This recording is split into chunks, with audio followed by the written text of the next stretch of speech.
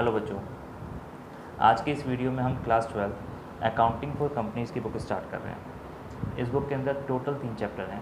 First chapter है आपका accounting for share capital, second chapter है आपका issue of debenture and third last chapter है आपका रिडम्पशन ऑफ डिबेंचर। तो आज हम फर्स्ट चैप्टर स्टार्ट कर रहे हैं अकाउंटिंग फॉर शेयर कैपिटल। बच्चों, ऑलरेडी हम 2 अलग अलग तरह के बिज़नेस की अकाउंटिंग पहले ही कर चुके हैं। 11th में आपने की थी प्रोप्राइटरशिप बिज़नेस की अकाउंटिंग, फिर 12th में स्टार्टिंग में आपने की पार्टनरशिप बिज़नेस की अकाउंटिंग, और अब हम बात कर रहे हैं कंपनीज अकाउंटिंग की। तो एक माइनर सा डिफरेंस अकाउंटिंग में क्या आता है, पहले उसको समझते हैं, फिर हम अपने चैप्टर को शुरू करेंगे। चलिए देखिए, एक जनरल एंट्री जो आपने 11th में की थी, first general entry, mister X commences business with cash ₹100। आपने इसकी 11th में जनरल एंट्री क्या पास करी थी? मिस्टर एक्स कौन है? ऑनर है। उन्होंने एक बिज़नेस की शुरुआत करी और ₹100 बिज़नेस में इन्वेस्ट करे। तो आपने एंट्री पास करी थी cash account debit to capital 100 and 100 और नीचे नरेशन लिखी थी। तो ये आपने अकाउंटिंग की थी प्रोप्राइटरशिप बिज़नेस के अंदर। और अगर यही एंट्री हमसे पार्टनरशिप बिज़नेस में मांगी जाती तो हम क्या करते? Cash account debit to X capital account. I hope आपने एक छोटा सा डिफरेंस नोटिस करा होगा। यहाँ पे हमने कैपिटल के साथ उस पर्सन का नाम मेंशन करा, लेकिन प्रोप्राइटरशिप में ऐसा नहीं करा था, क्योंकि प्रोप्राइटरशिप में सिर्फ एक सिंगल पर्सन ही ऑनर होता है। तो ऑब्वियस है ये कैपिटल एक्स की ही होगी। लेकिन पार्टनरशिप बिजनेस में 2 या 2 से ज़्यादा लोग ऑनर हो सकते हैं। तो हमें बताना पड़ता है कि भाई कैपिटल किसकी है, ये एक्स की है या मिस्टर वाई की है या मिस्टर जेड की है। अगर ये पैसा वाई ने दिया होता तो मेरी एंट्री होती cash account debit to Y's capital. अगर ये पैसा जेड ने दिया होता cash account debit to Z capital. तो मुझे ऑनर का नाम मेंशन करना पड़ेगा। अब कंपनीज़ के केस में क्या? बच्चों, कंपनीज़ में ऑनर्स की कोई लिमिट ही नहीं है। Any number of person can be an owner. तो क्या 1000 लोग, 1,00,000 लोग क्या कंपनी के ऑनर हो सकते हैं? हाँ जी, बिल्कुल हो सकते हैं। अगर उन्होंने कंपनी का शेयर परचेज़ किया है तो वो कंपनी के ऑनर बिल्कुल होंगे। तो क्या मैं हर एक का नाम लिखता रहूँगा कैपिटल के साथ, x capital, wise capital, Z capital? नहीं है, पॉसिबल ही नहीं है। तो फिर हम क्या करें? और दूसरा, कंपनी में सारे काम बैंक के थ्रू होते हैं, कैश के थ्रू नहीं होते हैं। तो कैश अकाउंट डेबिट आप मत बोलिएगा, आप हमेशा बैंक अकाउंट डेबिट बोलिएगा। तो आप एंट्री पास करेंगे bank account debit to share capital 100 bank account debit to share capital.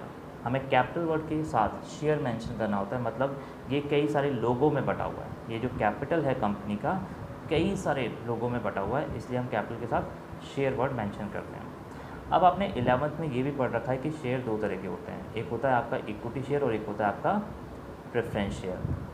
तो शेयर 2 तरह के हैं, एक इक्विटी और एक प्रेफरेंस शेयर। अब इनमें डिफरेंस क्या है बच्चों, ये हमारे कोर्स का फ़िलहाल तो पार्ट नहीं है, ये आपको बिजनेस स्टडीज़ में पढ़ना पड़ेगा, इक्विटी शेयर और प्रेफरेंस शेयर में क्या डिफरेंस होते हैं। बट अकाउंटिंग पॉइंट ऑफ से अगर क्वेश्चन में इक्विटी शेयर मेंशन किया जाता तो मैं बोलता बैंक अकाउंट डेबिट टू, मैं यहाँ पर इक्विटी मेंशन कर देता, मतलब मैं ऐसे बोलता bank account debit to equity share capital account. और अगर ये प्रेफरेंस शेयर होता तो मैं बोलता bank account debit to preference share capital account. तो बहुत ही माइनर से डिफरेंसेस मैंने आपको दिखाए कि प्रोप्राइटरशिप, पार्टनरशिप और कंपनीज़ के केस में क्या क्या डिफरेंसेस आएंगे। चलिए आगे कंटिन्यू करते हैं। तो जैसा कि मैंने आपको बताया, एक पब्लिक कंपनी में ऑनर्स की कोई लिमिट नहीं है, कितने ही लोग ऑनर बन सकते हैं। अगर आपको भी उस कंपनी का ऑनर बनना है तो बस आपको क्या करना है, उस कंपनी के शेयर को परचेज़ करना है। तो क्वेश्चन आता है आपके दिमाग में, सर शेयर परचेज़ कैसे किए जाते हैं? क्या कंपनी शेयर पब्लिक को बेचती है? बिल्कुल बेचती है। एक कंपनी जब उसको पैसे की रिक्वायरमेंट होती है, उसको फंड चाहिए होता है, तो वो अपने शेयर्स को पब्लिक को इशू करती है। वो एडवर्टाइज़ करती है, पब्लिक को इन्फॉर्म करती है, पब्लिक को पता लगता है और पब्लिक शेयर के लिए अप्लाई करती है। तो अगला टॉपिक जो हमारा है, हमें सीखना है classification of share capital. Share capital में क्या क्या क्लासिफिकेशन है accounting point of view. Classification of share capital. बच्चों, शेयर कैपिटल को 3 पार्ट में क्लासीफाई किया जाता है। एक होता है ऑथराइज शेयर कैपिटल, एक होता है इशूड कैपिटल और लास्ट आपका सब्सक्राइब कैपिटल। तो इनको समझते हैं ये होते क्या हैं। ऑथराइज शेयर कैपिटल मैंने नीचे सिर्फ एग्जांपल्स के तौर पे मेंशन करा है, कंपनी टू कंपनी ये इन्फॉर्मेशन वेरी कर सकती है। मैंने सिर्फ एग्जांपल के लिए लिखा है 1 लाख इक्विटी शेयर। जब कंपनी रजिस्टर्ड होती है तो कंपनी के 2 डॉक्यूमेंट सबमिट होते हैं, एक होता है मेमोरेंडम ऑफ एसोसिएशन और एक होता है आर्टिकल ऑफ एसोसिएशन। तो हमें फोकस करना है मेमोरेंडम ऑफ एसोसिएशन पर। एक डॉक्यूमेंट होता है MOA, मेमोरेंडम ऑफ एसोसिएशन। उसके अंदर बताया जाता है कि कंपनी का नाम क्या होगा, ये बताया जाता है नेम क्लॉज में। ऐसे ही बताया जाता है कंपनी का ऑब्जेक्ट क्या होगा, मतलब कंपनी किस पर्पज़ के लिए बनाई गई है, ऑब्जेक्ट क्लॉज के अंदर ये बताया जाता है। ऐसे ही एक क्लॉज होता है कैपिटल क्लॉज, जिसमें बताया जाता है कि कंपनी की कैपिटल कितनी होगी। तो मेमोरेंडम में एक क्लॉज कौन सा होता है, कैपिटल क्लॉज, जिसके अंदर कंपनी की ऑथराइज कैपिटल के बारे में बताया जाता है कि कंपनी की कैपिटल कितनी होगी। मतलब ये वो मैक्सिमम नंबर ऑफ़ शेयर्स हैं जिसे कंपनी इशू कर सकती है पब्लिक को। तो अगर मेमोरेंडम में कुछ ऐसा लिखा हुआ है, एग्जांपल के लिए अगर मेमोरेंडम में लिखा हुआ है 1 lakh equity share of ₹100 each, कुछ ऐसा लिखा हुआ है, तो इसका मतलब कंपनी पब्लिक को 1 लाख से ज़्यादा इक्विटी शेयर सेल नहीं कर सकती। It is a maximum number of equity shares that can be issued by the company. और ऐसे ही अगर लिखा हुआ है 50,000 प्रेफरेंस शेयर ऑफ ₹50 ईच, ये सिर्फ एग्जांपल के लिए भाई, ये भी 100 हो सकता है, ये 10 भी हो सकता है, ये 100 की जगह 10 भी हो सकता है, ठीक है। ये सिर्फ मैंने एग्जांपल्स के तौर पर मेंशन करें, इनको ऐसा मत समझना कि यही होंगे। तो अगर कंपनी के MOA में लिखा हुआ है 50,000 प्रेफरेंस शेयर ऑफ ₹50 ईच, इसका मतलब क्या हुआ, कंपनी 50,000 से ज़्यादा प्रेफरेंस शेयर इशू नहीं कर सकती। तो ऑथराइज कैपिटल कौन सी कैपिटल है, ये वो कैपिटल है जो मेमोरेंडम में मेंशन होती है, ये वो कैपिटल है जो हमारे मैक्सिमम नंबर ऑफ़ शेयर्स को दिखाती है। तो it is maximum number of shares that can be issued, जिन्हें कंपनी इशू कर सकती है, मतलब पब्लिक को दे सकती है। तो ऑथराइज कैपिटल क्लियर हो गया होगा, हम बुक से भी करेंगे डेफिनेशन। तो लेट सपोज कंपनी को अभी इतने फंड की रिक्वायरमेंट नहीं है, कंपनी को इतना ज़्यादा पैसा नहीं चाहिए। 1 लाख इक्विटी शेयर और एक शेयर ₹100 का बहुत बड़ा अमाउंट होता है भाई। कंपनी को इतना बड़ा अमाउंट अभी नहीं चाहिए, कंपनी को इतने फंड की रिक्वायरमेंट नहीं है। कंपनी का काम सिर्फ 60,000 इक्विटी शेयर बेचकर ही हो जाएगा। तो कंपनी कितने शेयर इशू करेगी, 1 लाख कर देगी या 60,000 करेगी, जितने से कंपनी का काम हो जाए। तो कंपनी ने एडवर्टाइज़ करा कि भाई मैं 60,000 शेयर बेचना चाहती हूँ, जिसको ख़रीदना है आकर अप्लाई कर दे। तो वो शेयर जिनको कंपनी बेचने के लिए तैयार है, वो शेयर जिनको कंपनी पब्लिक को देने के लिए तैयार है, उन शेयर्स को इशूड कैपिटल कहते हैं, ठीक है। Issued capital R those number of shares which is issued by the company for the public. चलिए मान लीजिए कंपनी ने 60,000 शेयर पब्लिक को इशू करने के लिए एडवर्टाइज़ कर दिया, लेकिन अभी तक केवल 59,000 शेयर्स ही पब्लिक ने परचेज़ किए या पब्लिक ने अप्लाई करे, कंपनी ने पब्लिक को दे दिए। तो ये वो शेयर्स हैं जो इस वक्त पब्लिक के हाथों में हैं। तो सब्सक्राइब कैपिटल वो कैपिटल होती है जिसको पब्लिक परचेज़ कर चुकी है या जिसे कंपनी इशू कर चुकी है, और इशूड कैपिटल जिसे वो करना चाहती है। तो अगर इन तीनों की अगर बात करें तो मैं आपको एक छोटा सा इक्वेशन देना चाहता हूँ। Authorised capital can be more और can be equal to the issued capital, और issued capital can be more और equal to the subscribe capital. ये याद रखिएगा। इशूड कैपिटल कभी भी ऑथराइज कैपिटल से ज़्यादा नहीं हो सकती। कभी भी कंपनी यहाँ पर 2 लाख इक्विटी शेयर बेचना चाहती है, ऐसा नहीं हो सकता। कंपनी 1 लाख से ज़्यादा शेयर इशू कर ही नहीं सकती। तो ये 1 लाख हो सकता है, ये 90,000 हो सकता है, ये 50,000 हो सकता है, लेकिन ये 1,10,000 तो नहीं हो सकता, ठीक है। अब पब्लिक कितने शेयर परचेज कर सकती है? जितना कंपनी इशू कर रही है। क्या पब्लिक 65,000 शेयर परचेज कर सकती है? पॉसिबल ही नहीं है। पब्लिक 60,000 शेयर परचेज कर सकती है, 55 परचेज कर सकती है, 40 परचेज कर सकती है, लेकिन पब्लिक कभी भी 65-70,000 शेयर परचेज नहीं कर सकती। क्यों नहीं कर सकती? क्योंकि कंपनी ने उतने शेयर इशू ही नहीं करे। तो कंपनी जितने शेयर इशू कर रही है, सब्सक्राइब कैपिटल उसके बराबर हो सकती है या सब्सक्राइब कैपिटल इशूड कैपिटल से कम हो सकती है, लेकिन सब्सक्राइब कैपिटल कभी भी इशूड कैपिटल से ज़्यादा नहीं हो सकती। तो आई होप ये सब चीज़ें क्लियर हो गई होंगी। तो चलो एक बार बुक से भी पढ़ लेते हैं कि बुक में क्या लिखा है। तो हेडिंग है classification of share capital from accounting point of view. तो balance sheet of the company is prepared in the form prescribed in part 1 of schedule 3 of the Companies Act 2013. It require a company to show। तो जो balance sheet हम बनाएंगे आगे चलकर, तो balance sheet में हमें इन तीनों कैपिटल के बारे में मेंशन करना होता है। तीन कौन? Authorise capital, issued capital and subscribe capital for each class of share. और चाहे वो इक्विटी शेयर हो चाहे प्रेफरेंस शेयर, दोनों ही शेयर्स के बारे में हमें बताना होगा। मैंने यहाँ पे सिर्फ एग्जाम्पल के लिए मेंशन करा है, प्रेफरेंस शेयर को हमने नहीं दिखाया, लेकिन अगर कंपनी प्रेफरेंस शेयर भी इशू करेगी तो मुझे यहाँ पे मेंशन करना पड़ेगा प्रेफरेंस शेयर के बारे में भी। चलिए, तो आगे क्या लिखा है? ऑथराइज या नॉमिनल कैपिटल भी बोलते हैं इसे, ऑथराइज कैपिटल को। ऑथराइज कैपिटल और nominal capital means such capital as is authorise by the memorandum of the company. तो ये वो कैपिटल है जिसे मेमोरेंडम ने अलाउ करा या मेमोरेंडम में इसे कैपिटल को मेंशन किया जाता है। Of the company to be the maximum amount of shares capital of the company. तो ये maximum amount of shares capital है, मतलब इससे ज़्यादा शेयर्स इशू नहीं किए जा सकते।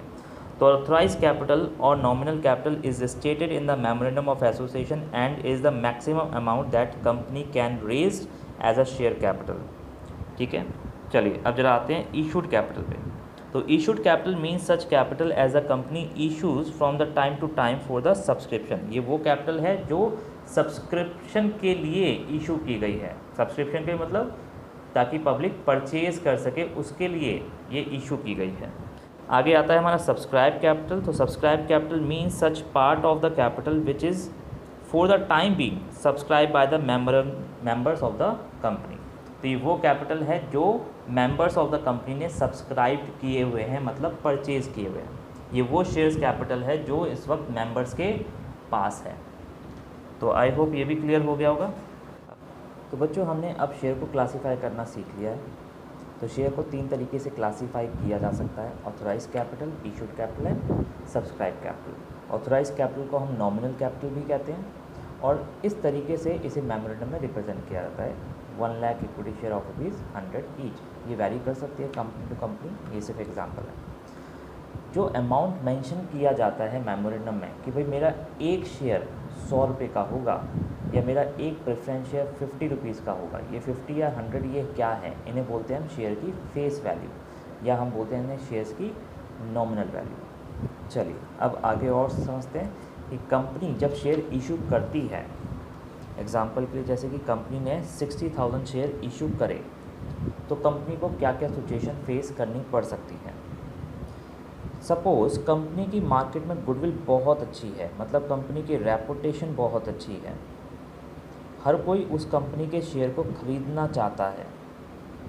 कंपनी ने एडवर्टाइज़ करा कि भाई मैं 60,000 शेयर इशू कर रही हूँ, जिसको ख़रीदना है अप्लाई कर दे। कई लोग अप्लाई करेंगे, कुछ लोग एप्लीकेशन में लिखेंगे मुझे 5,000 शेयर चाहिए, कुछ बोलेंगे मुझे 2,000 शेयर चाहिए, कुछ बोलेंगे 10,000 शेयर चाहिए। इस तरीके से कंपनी के पास बहुत ज़्यादा एप्लीकेशंस आ जाएंगी और जब कंपनी उन सारी एप्लीकेशन में शेयर्स को काउंट करके देखेगी तो हो सकता है कि भाई एप्लीकेशन आ जाए 1 लाख शेयर्स की या एप्लीकेशन आ जाए 2 लाख शेयर्स की, तो क्या कंपनी 2 लाख शेयर दे देगी? नहीं देगी। कंपनी कभी भी सब्सक्राइब्ड 60,000 से ज़्यादा नहीं कर सकती, लेकिन एप्लीकेशन तो बहुत सारी आ गई, तो उस सिचुएशन को हम बोलते हैं ओवर सब्सक्रिप्शन।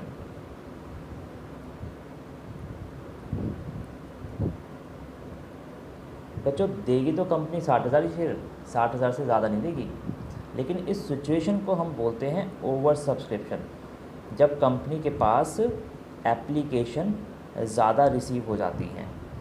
कंपनी के पास लेट सपोज 80,000 की एप्लीकेशन आती हैं तो उसे हम ओवर सब्सक्रिप्शन बोलेंगे। कंपनी की मार्केट में गुडविल बहुत अच्छी नहीं है, कोई भी इस कंपनी के शेयर को ज़्यादा लोग खरीदना नहीं चाहते, बहुत ही कुछ लोग होंगे जो इस शेयर को खरीदना चाहते हैं। तो हो सकता है कंपनी के पास एप्लीकेशन से 50,000 शेयर किया है या 55,000 शेयर किया है, तो उस सिचुएशन को बोलते हैं हम अंडर सब्सक्रिप्शन।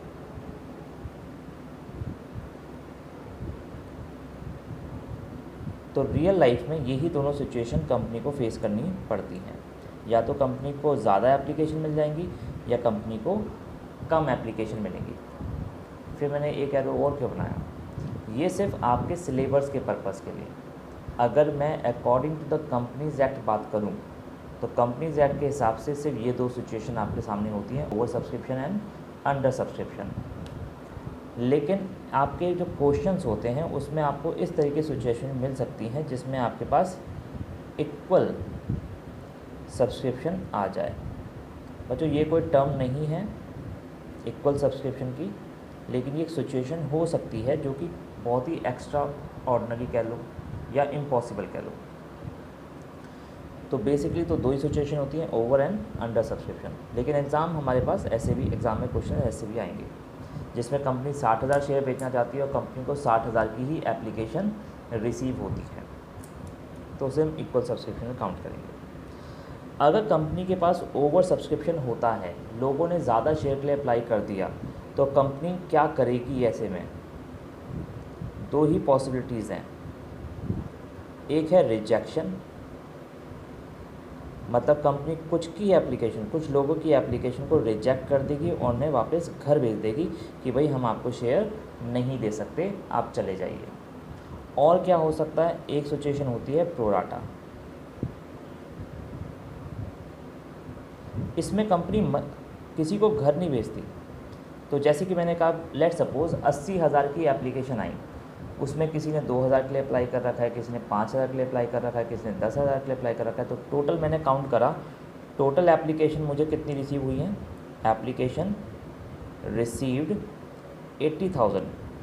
तो कंपनी क्या कह रही है कि भाई अगर किसी ने 8 शेयर के लिए अप्लाई करा तो मैं उसको 6 शेयर दूँगी, किसी ने 4 शेयर के लिए अप्लाई करा तो मैं उसको 3 शेयर दूँगी, किसी ने 80 शेयर के लिए अप्लाई करा तो मैं उसको 60 शेयर दे दूँगी, किसी ने 800 शेयर के लिए अप्लाई करा तो हम उसको 600 शेयर दे देंगे, किसी ने 8,000 शेयर के लिए अप्लाई करा तो हम उसको 6,000 शेयर दे देंगे। तो इस तरीके से कंपनी ने किसी को मना नहीं करा, लेकिन हर एक की एप्लीकेशन को एक्सेप्ट करते हुए लेकिन सबको थोड़ा थोड़ा रिड्यूस कर दिया कि भाई साहब आपने 800 शेयर के लिए अप्लाई करा है, हम आपको 800 तो नहीं दे सकते, लेकिन हाँ हम आपको 600 शेयर ज़रूर दे सकते हैं।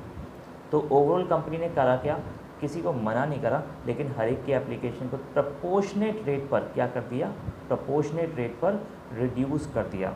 मतलब यहाँ पे हमारा प्रपोर्शनेट रेट क्या है, अगर 80,000 के लिए एप्लीकेशन आई और हमें 60,000 शेयर देने हैं तो हम कह सकते हैं 8:6 या हम कह सकते हैं 4:3 की रेशो में हमने काम किया।